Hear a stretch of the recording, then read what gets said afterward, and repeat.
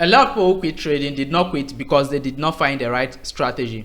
They quit because they couldn't handle the psychological part of the game. And mostly as someone like me who became a profitable trader without having a single mentor, without going through anyone's and being a self-taught trader, I would say it's quite really difficult becoming profitable, mostly at the psychological part. That's why in this video I'm going to share with you some psychological mistake that I actually made that almost made me quit trading, and this mistake has made a lot of other traders actually quit. But for the sake that you are following this my become a profitable trader without a mentor series, well, you might actually be safe if you are able to take every single point I will share with you in this video into account and actually keep them at the back of your mind. The first and the greatest psychological mistake I made when I got started with trading is basically thinking I will become profitable in a very short period of time. But now this one we can't really blame it on anyone, because as every trader got started, our main aim is money. And for those of us who learned on YouTube, a lot of the mentors who came across gave us this idea of quick money from the forex market without giving us the full back end data. So basically when I got to the trading market, I had it in my mind, okay, I'm going to rush the learning process and I get straight up into the making money system. And I would say this is one of the greatest mistakes I actually made. So if you're a trader who is getting started, I will advise you not to rush the process. Don't think you are getting into the market and in the next 6 months or a year time you become a profitable trader. Not at all. It actually takes about a year, 2 or 3 plus to become a profitable trader. So when you are not profitable within this set period of time, you have no problem at all. You are not a failure, but basically stay up and keep doing your thing. Now the mistake number 2 is basically tying my self-worth to trades. Now what this basically means is simply because getting started as trading, when I become profitable, my confidence level actually shoots up. So if I make profit from a trade, my confidence level automatically shoots up, and it gives me a lot of strength, a lot of mindset, I would say a lot of psychological power to go into my next trade, fully knowing that what I just closed up a profitable trade with the same thing that I did, which means that there's a high probability of my next trade also becoming profitable. And out of nowhere, that trade becomes a failure. And once that trade becomes a failure, what happens to my self-worth and my confidence? My confidence level drops drastically. So let me say, if the winning trade actually shot my confidence level up 100%, while the losing trade takes me back to minus 150%. So another great mistake I would say a lot of traders make that you need to stay away from is basically tying your self-worth to your trade result. Don't let the result from one trade actually define whether you are a good trader or define your confidence level or any single thing. Let the overall wrap, probably at the end of the month or at the end of the year, let that one actually decide whether you are a good trader or not. Now mistake number 3 is basically revenge trading. Now since I tied my confidence to my trade result, obviously when I take a losing trade, I will obviously try to do what? Recover the loss that I just recorded to boost up my confidence again. Now this actually leads to revenge trading, and this is what a lot of newbie traders actually encounter,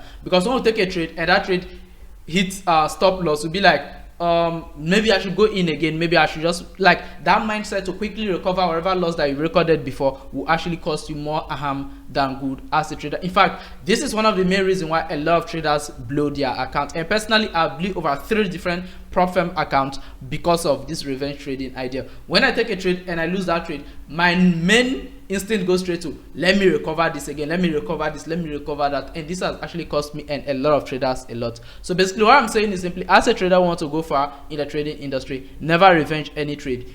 If you take a good profitable trade, stay out of the market for that day. If you have a bad trade, just stay out of the market. Trying to recover whatever loss that you recorded a few minutes ago or an hour ago will actually cost you way more than you actually that. Now even if you are a good trader, let me tell you the honest truth, if you take a trade and then you lose that trade, and then you are trying to take another trade again, and trying to take that trade, you hear a voice telling you, just take this trade and use it to recover. Once that idea of use this trade to recover your previous loss actually comes into your head, don't take that trade, because you end up losing that trade. So the point number 4 is basically over trading, which is just something we do to feel productive.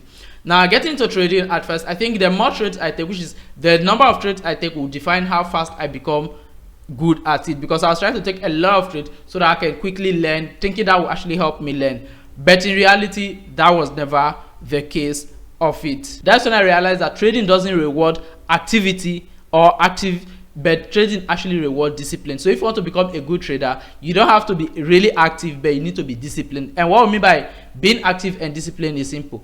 Being active, a lot of traders just want to stay in the market, keep taking trade, thinking this will actually help them become profitable and help them grow faster. Meanwhile, the main thing they need is discipline. Discipline basically means that what you can take trade, but make sure this trade follow the rule. Now the mistake number 5 is basically comparison and social pressure.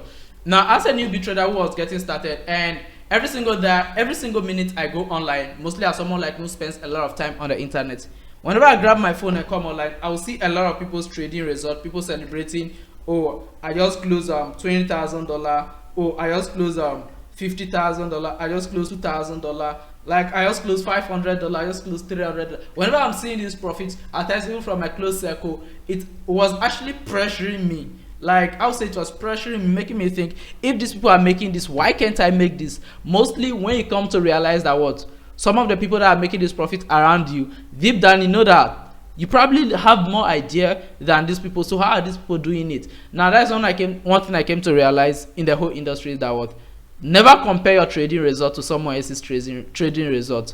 You might just be getting started and you don't know if that person has been there for 10, 20, 15 years. You don't actually know when that person got started. Like recently I met a new trader on WhatsApp. He became my friend. We're on WhatsApp and he was actually admiring my result, and he was like, you look very young, when did you get started? And I was like, man, I've been doing trading for about 3 to 4 years now. Okay, this video you watch, I'm recording this video in 2025, but I watched it in 2026. So I was like, I've been in the industry for like 3, 4, 5 years now. And he was like, wow. So basically when we're having a discussion along the line, he was like, he thought I was just getting started, so he was surprised at how good that was. My results were really impressive and stuff. So low-key he was actually comparing his trade records to mine. Meanwhile, he has been in the industry for just a year and few months. Meanwhile, I've been in the industry for a lot of time. So you see where the thing comes from. So basically, one thing I advise to do is simply don't compare yourself to other traders. Don't let other people's results actually move you, because letting other people's results move me actually cost me a lot, because at times I had to over leverage just to see if I can pull up big figures, and over leveraging actually got me liquidated multiple times. At times I'll just take a lot of bounce trade just to try to meet up with the social pressure, and it just doesn't end well. So don't try it as well. So basically all these social pressures and other psychological things actually pushed me in the trading market to a point whereby I almost quitted. But today I would say I'm glad I did not quit, because if I had quit back then before, it wouldn't have been fun. Because come on, just imagine the profit I'm getting now, the benefit I'm getting from the trading market now, and I really let these things get into my head before and I quitted. It wouldn't really be funny. Mostly maybe one day I just go to bed and then I'll be dreaming of the life I would have been living if I was into trading and stuff. It would have really been somehow, and I'm glad that I did not give up. So basically one message I'm sending across to you trader who is getting started, probably you don't have a mentor, you don't know what you are doing currently, simply stay consistent, keep learning and keep implementing, and make sure you watch my previous series to this very date. All will be tagged under this one down in the video description. So make sure you watch all of them to get a lot of knowledge, because as a trader getting started without a mentor, I know how difficult it is. That's why I'm creating this series to actually help you. So guys, see you in my next video. Bye.